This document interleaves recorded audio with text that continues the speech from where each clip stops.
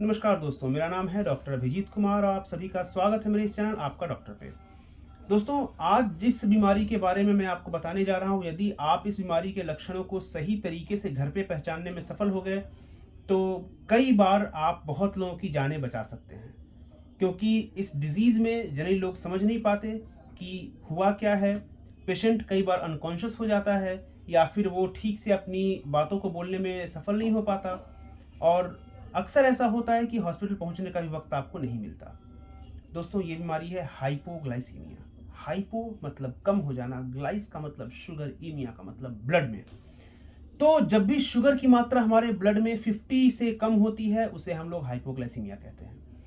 दोस्तों, हाइपरग्लाइसीमिया के बारे में आप सब लोगों ने बहुत अच्छे से सुना है। हाइपर का मतलब बढ़ना, ग्लाइस का मतलब शुगर, ईमिया मतलब ब्लड में, जो डायबिटीज में होता है। हमारे ब्लड में शर्करा की मात्रा या शुगर की मात्रा का बढ़ जाना। दोस्तों, शुगर की मात्रा बढ़ने पे हम लोगों को कुछ दवाइयां दी जाती हैं, जैसे कि इंसुलिन कुछ लोगों को दिया जाता है, कुछ लोगों को मेटफॉर्मिन जैसी दवाइयां दी जाती हैं, वोग्लिबोस दिया जाता है, ग्लिमिप्राइड दिया जाता है, कुछ और एडवांस दवाइयां होती है जैसे लिराग्लुटाइड होती है, सेमाग्लुटाइड होती है।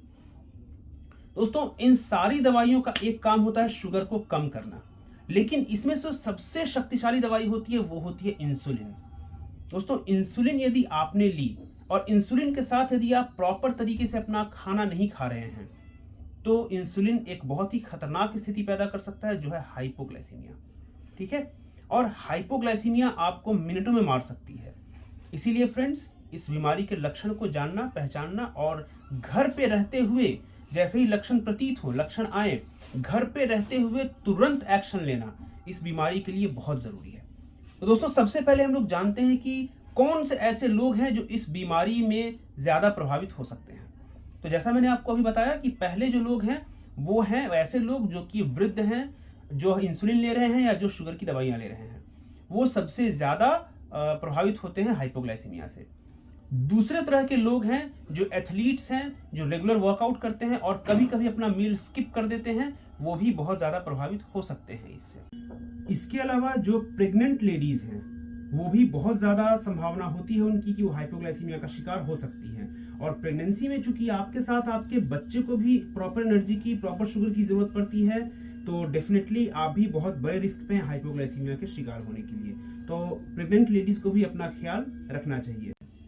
अब हम लोग आते हैं कि आखिरकार हाइपोग्लाइसीमिया के लक्षण क्या हो सकते हैं। तो जो सबसे आम लक्षण होता है वहां से हम लोग शुरुआत करते हैं। जो सबसे पहला और आम लक्षण होता है वो है थकावट का होना। दोस्तों, ग्लूकोज हमारे शरीर के लिए बहुत इंपॉर्टेंट है। ग्लूकोज से हमारे मसल पावर लेते हैं, ठीक है, हमारा ब्रेन पावर लेता है और हमारे शरीर के बाकी अवयव, बाकी जो ऑर्गन्स हैं वो पावर लेते हैं। तो आप ये सोचो कि जब भी हमारे शरीर का फ्यूल लेवल कम होगा तो हमारे शरीर की पावर कम होगी। एंड ग्लूकोज हमारे शरीर का जो है प्राइम फ्यूल कंपोनेंट है। ठीक है, तो आपके शरीर में फ्यूल कम हो गया तो सबसे पहले क्या होगा, आपको लगेगा शिथिलता, मेरे मसल्स में पावर नहीं मिली, मैं बहुत कमजोर फील कर रहा हूं। पहला लक्षण कमजोरी। दूसरा लक्षण, आपको नींद आएगी।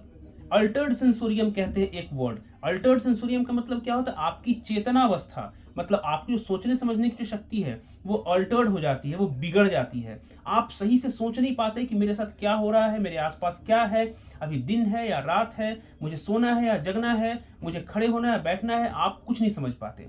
आप कुछ भी बोलने लग जाते हैं, आपका अपने ऊपर काबू नहीं रहता। इसे अल्टर्ड सेंसोरियम कहते हैं। ये ऐसा क्यों होता है दोस्तों? क्योंकि जैसा मैंने आपको बताया कि शुगर हमारे ब्रेन के लिए भी फ्यूल का काम करता है। तो फ्यूल सप्लाई कम, पहला लक्षण मसल्स में शिथिलता। दूसरा लक्षण ब्रेन में शिथिलता, हमारा ब्रेन कमजोर होना शुरू हो जाता है। और इसी के साथ जो तीसरा और सबसे खतरनाक लक्षण है वो है लॉस ऑफ कॉन्शियसनेस, यानी कि आप बेहोश हो जाते हैं। ठीक है, और बेहोश हो जाते हैं, इस ब्रेन क्या कोशिश करता है कि भाई अपनी एनर्जी को बचाओ, जितना कम ग्लूकोज है उसमें कम से कम जो वाइटल्स ऑर्गन है उनको जिंदा रखने की कोशिश करो। इस चक्कर में क्या करता है, ब्रेन अपनी एक्टिविटी को एकदम स्लो डाउन कर लेता है शुगर को बचाने के लिए, जिसकी वजह से आप बेहोश हो जाते हैं। ठीक है, अब इसी के बाद आपकी जिंदगी की उल्टी गिनती शुरू हो जाती है यदि अभी तक आपने सही एक्शन नहीं लिया तो। यहां पे जरूरी होता है जो आपके साथ आपके घर पे रह रहे हैं उनकी भूमिका। क्या करना है, जैसे ही आपके अंदर हाइपोग्लाइसीमिया के लक्षण दिखें और आप इंसुलिन या फिर ग्लूकोज कम करने की दवाइयां ले रहे हैं, तो सबसे जो पहला काम करना है वो आपको अपने घर में रखी जो चीनी होती है, कम से कम 3 से 4 चम्मच चीनी को मुंह में फांक के पानी के साथ गटक लेना है, अगर आप होश में हैं तो। दूसरी चीज, जहां तक हो सके आपको चलने फिरने या फिर किसी भी आग के उपकरण या फिर किसी मशीनी उपकरण से दूर रहना है, क्योंकि यदि आप बेहोश हो जाते हैं, यदि आप गिर पड़ते हैं, तो फिर ये आपके लिए खतरनाक हो सकता है। तो सबसे पहले अपने घर में रखी चीनी या फिर ग्लूकोन डी, ग्लूकोज या फिर जो शुगर कैंडीज होती हैं, जो भी आपके सबसे नजदीक दिखे, उन्हें आपको मुंह में ले लेना है, ठीक है। दूसरी बात, अब अर्जेंटली आपको नियरेस्ट इमरजेंसी में कॉल करना है। जो भी आपके घर के सबसे नजदीकी इमरजेंसी हॉस्पिटल है, वहां पे कॉल करना है और आपको पेशेंट को तुरंत वहां लेकर जाना है। दोस्तों, एक बात का आप ध्यान रखें, यदि आपका पेशेंट बेहोश हो चुका है तो प्लीज उसे मुंह से लिक्विड कुछ खिलाने की कोशिश ना करें। कई बार ऐसा होता है कि जब पेशेंट बेहोश हो चुका होता है हाइपोग्लाइसीमिया में, तब आप कुछ भी उन्हें लिक्विड ग्लूकोज या फिर लिक्विड कुछ भी खिलाने या फिर दूध पिलाने की कोशिश करते हैं, और वो तरल पदार्थ उसके पेट में ना जाके उसके फेफड़ों में चला जाता है, और तब फिर हमारे लिए वो लेने के देने पड़ जाते हैं।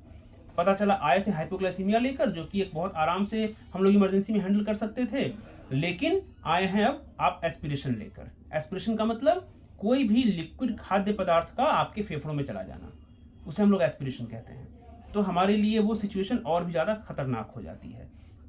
तो ध्यान रखें, यदि आपका पेशेंट बेहोश हो चुका है तो समय ना गंवाएं, तुरंत अपने नज़दीकी इमरजेंसी को कॉल करें और एक क्रिटिकल केयर एम्बुलेंस में पेशेंट को हॉस्पिटल शिफ्ट करें।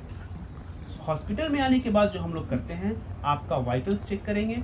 वाइटल्स में हम आपका बीपी देखेंगे, आपका शुगर देखेंगे, आपका टेम्परेचर देखेंगे, आपका सैचुरेशन देखेंगे, ऑक्सीजन सैचुरेशन। और इसके बाद यदि ज़रूरत पड़ी तो हम एक ABG लेंगे, आर्टेरियल ब्लड गैस। इसकी क्या भूमिका होती है ये मैं आपको अगले वीडियो में ज़रूर समझाऊंगा। और ये करने के बाद हम लोग उन्हें नस से ग्लूकोज की ड्रिप देते हैं, जिसकी वजह से उनका शुगर काफ़ी जल्दी नॉर्मलाइज हो सकता है। लेकिन दोस्तों, हाइपोग्लाइसीमिया के कारणों को पता करने के लिए या फिर हाइपोग्लाइसीमिया के साथ उन्हें स्ट्रोक या फिर MI की प्रॉब्लम हुई है या नहीं हुई है, ये जानने के लिए पेशेंट को एडमिट रखना अनिवार्य होता है। दोस्तों, एक बात का ध्यान रखें, हाइपोग्लाइसीमिया कई बार आपके स्ट्रोक के या फिर आपके एट्रियल फिब्रिलेशन या फिर वेंट्रिकुलर फिब्रिलेशन या फिर जो कि हार्ट की हृदय गतियों की असामान्यताएं होती हैं या फिर हार्ट अटैक, इस तरह की समस्याओं को कई बार वो मास्क कर सकता है, ढक सकता है, क्योंकि इसके सिम्टम्स बहुत ब्रॉड होते हैं। इसके सिम्टम्स स्ट्रोक से भी मिलते हैं, इसके सिम्टम्स हार्ट अटैक से भी मिलते हैं।